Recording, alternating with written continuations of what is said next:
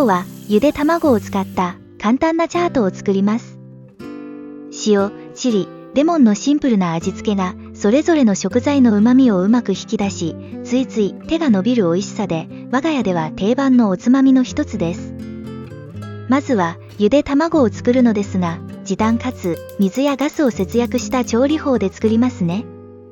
毎朝夫はゆで卵を食べるのですが、毎日少量の卵を茹でるのにたっぷりのお水がもったいないなと思っていた時に、家事の知恵をたくさん教えてくれる大好きな先輩主婦友から教えてもらったエコでお財布にも優しい方法です。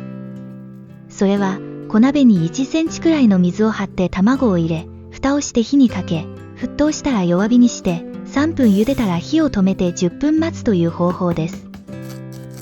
誰でも簡単に作れるゆで卵ですが、ちょっとした知恵で毎日の料理がとっても楽になりますよね。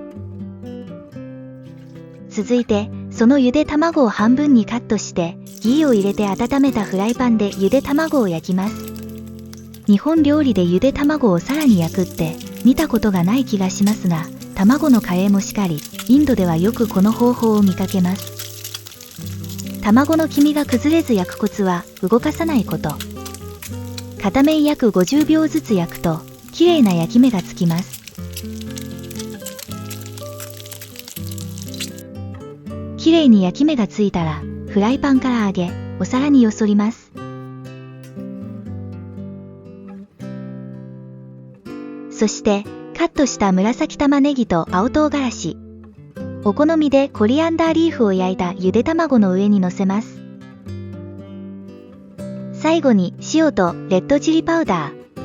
そしてレモン果汁をかけたらエッグチャートの完成です。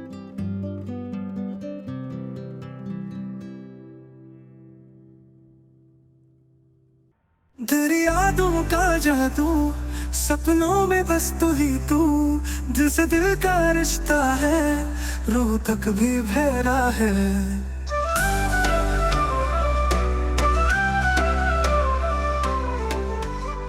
今回は動画ということもあってギーで焼きましたが、焼かずにゆで卵をただカットしてトッピングと味付けをすることもしばしば。焼かないで食感が変わるので、お好みの方でお召し上がりいただければと思います。ちなみに、インドの国民的スポーツのクリケットで、インド代表のキャプテンを務めたことのあるロヒット・シャルマさんもこのチャートがとっても好きだとか。おやつやおつまみに、ポテトチップスを食べるよりも断然体に良いものづくめのエッグチャート。しょっぱくて、辛くて、酸っぱい味わいは、特に暑い季節にぴったりの元気が出る一品です。体にも嬉しい栄養満点のエッグチャート、よかったらお試しくださいね。